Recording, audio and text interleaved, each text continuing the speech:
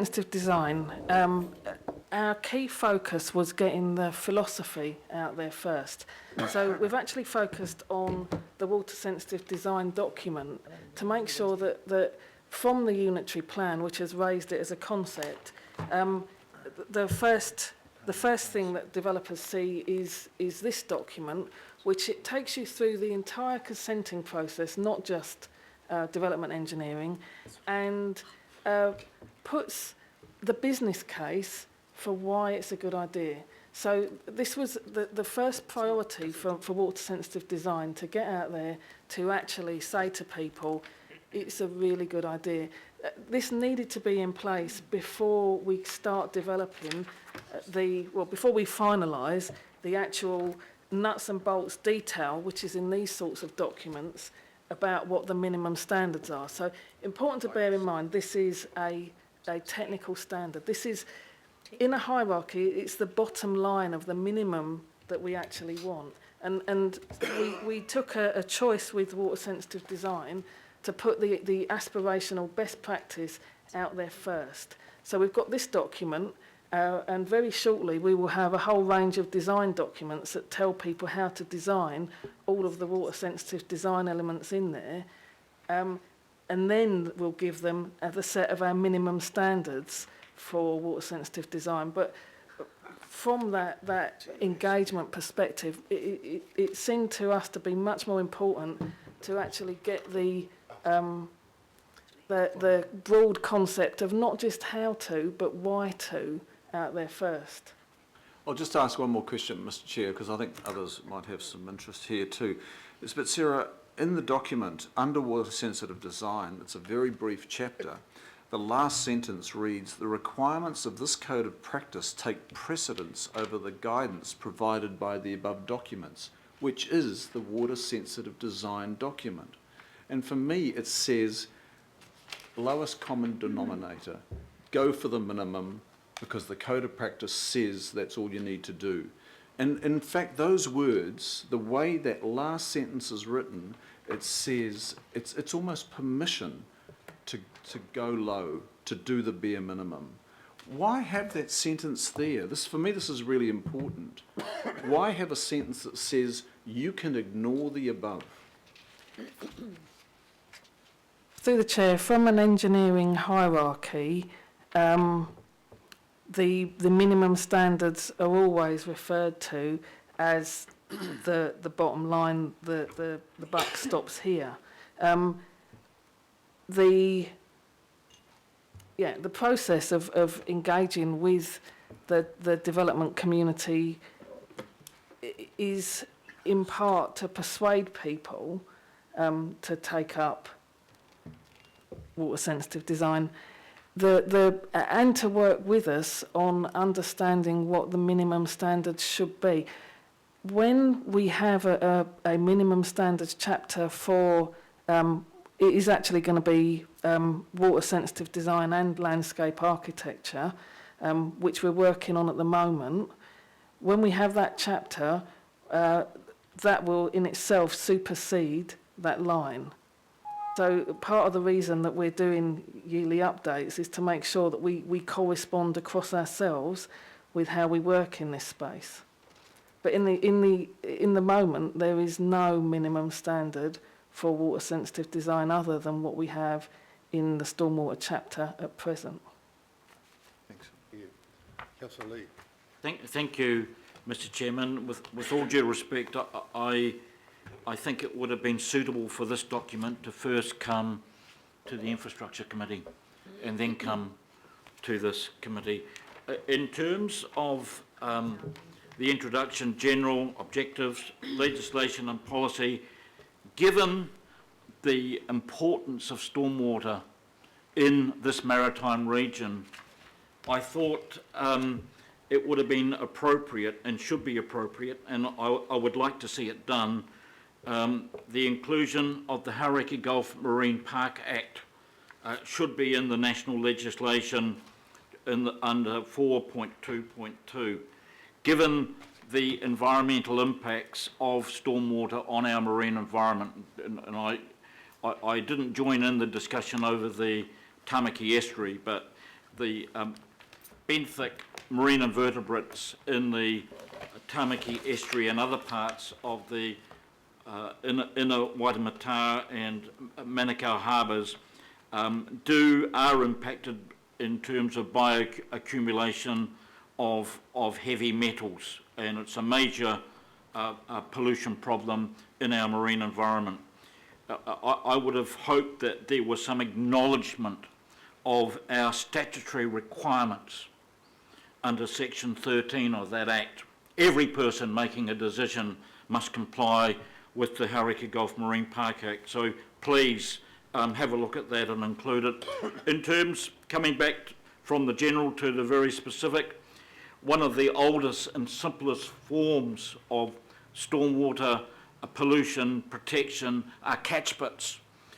There's a minimal reference to catch pits there, something about Auckland transport, for God's sake. This is an environmental, this is not a transport problem unless it's transporting pollutants. This is our core business, statutory business, and there's a reference there to, you know, Auckland transport. It's their problem. I would like to see more reference here to catch pit sizes, and also, probably most importantly, how often, what is the optimum time to clean the catch pits out. I'll make those points. Thank you, Mr. Chairman. Thank you. Councillor Casey. Councillor Cooper. Mr. Chairman, I would hate any reference to transport coming out, because we know that huge amounts of heavy metals come off brake pads from cars and go down stormwater lines straight to the sea. So builders of roads and footpaths absolutely need to be included in this. That's one of the biggest issues we face with the pollution of our harbour. So can we please make sure that direction from Councillor Lee does? Through the chair, this is an indication of the collaboration between us and Watercare and Auckland Transport. Auckland Transport has written another chapter of the code, part of which covers catch pits and has all of our requirements in there, because we drew a line separating who was writing which bits, so that we didn't have the same content in more than one chapter that might have slightly contradicted itself.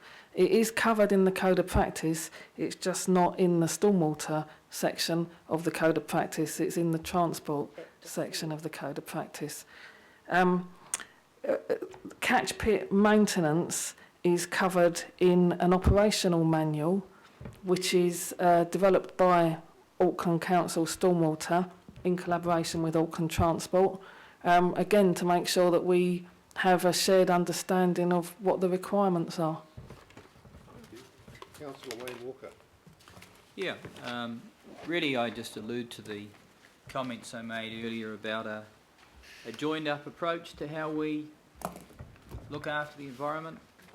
What I see here is another example of a not joined-up approach. Oh, Mr. Chairman. A concern that I No, have... Councillor Walker. I'm no, allowed to no, we express haven't an got the opinion, motion on the Mr. floor. Chair. Just talked about collaboration. Got it on the floor, What I think is essential is that we need to take these sorts of documents and test them out against what we see happening on the ground and what local boards see happening.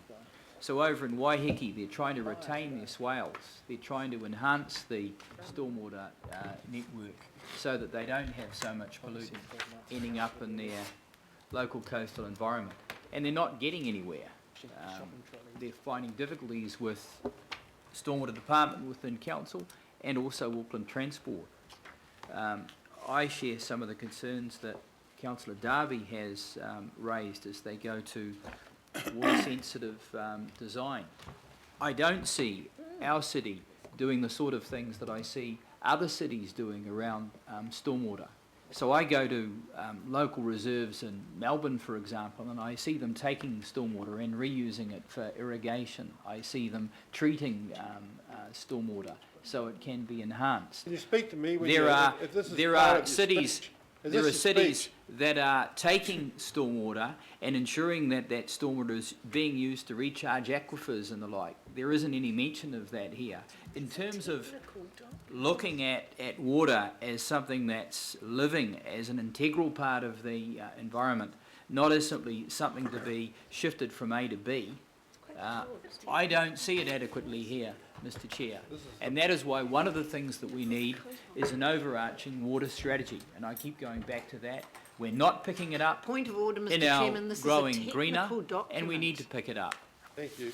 Well, it's not a these technical policy. documents But that the- carry through the strategies. Okay, we're- If you don't have the Order. overarching concerns, Councillor what you Walker- deliver on does not Councillor perform. Walker, please, I'm trying to run the meeting and you're just talking over me.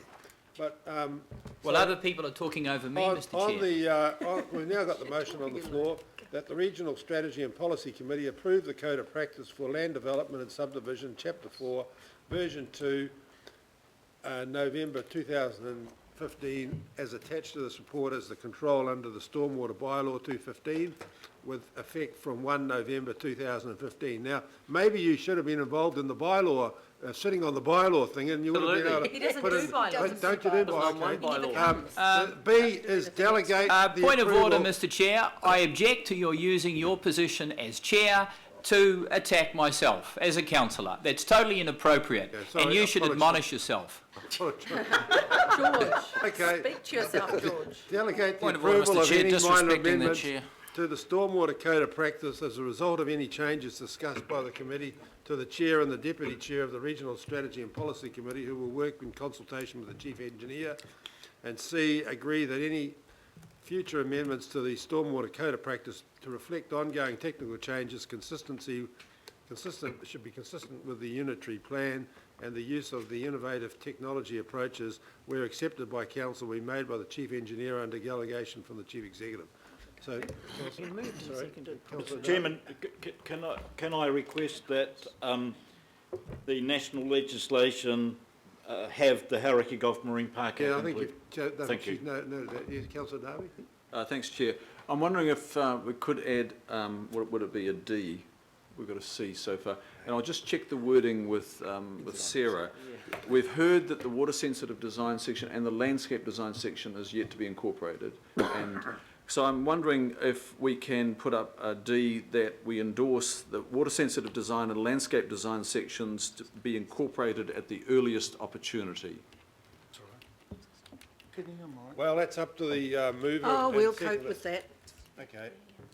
So the words are endorse the water-sensitive design and landscape design sections. Is that the correct words? It's It is one, slow it's down. one That's section, fine. but not sections. Section, singular, Yes. be incorporated at the earliest opportunity. Don't want you sitting around doing nothing. Okay, that's D. Design. So, you've got that now, Madam Chair? Madam Secretary? Technical document of which we will get more. I was just going to ask. That's Mr. Alcott, sorry. I was just going to ask about the principles of the Treaty of Waitangi. And I was just really going to ask. Now I know this is a technical document. Which ones? Well, you do. Hey, All of them. Yeah, all of them. I know this is a technical document. Sorry, Chair, I should be talking through you, then I won't listen to the fluff that's going on outside. I know this is a technical document. Where does the Māori kaupapa come into this technical document, or is that in a separate document that sits alongside this? Through the chair. This is a minimum engineering standard document, which is intended to embody the principles that we consulted with Mana Whenua on. We believe that as we go through the water sensitive design process that we will our end intent is obviously to increase the Māori of the waterways. And we believe as we go through the water sensitive design process with the tools as well as the minimum standards that we will enable that. But we do have the components that relate to those specific engineering elements in there. it is an engineering standard rather than a policy. So I know it's very dry on the content, but No, it's not. I do know It's that. water. But it is meant to capture our policy requirements.